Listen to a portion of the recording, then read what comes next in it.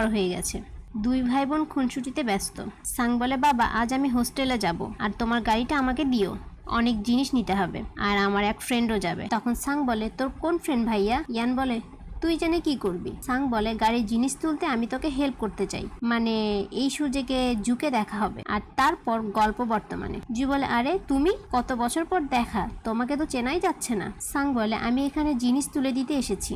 জু বলে, এই ফাঁকে তো আমার পুতুল চুরি করছো। সাং বলে, এটা তোমার? জানলে আমি হাত দিতাম না। জু বলে, আরে মজা করছিলাম, তুমি পুতুলটা রেখে দিতে পারো। সাং বলে, আমি অনেক বড় হয়ে গেছি, পুতুল খেলি না। জু বলে, তাহলে পুতুলটা ফেলে দিই। তখন সাং বলে, না না, কদিন খেলবো। এরপর সাং বলে, এই পুতুলটা কেউ তোমাকে গিফট করেছিল?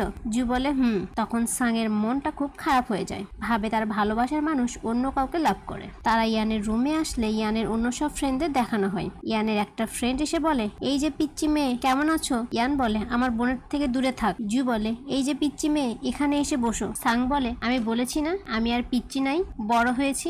জু বলে, আচ্ছা, আর পিচ্চি বলবো না, শুধু মেয়ে বলবো, ঠিক আছে? আর ইচ্ছে হলে পুতুলটা নিয়ে যেতে পারো, আসছি। তখন সাং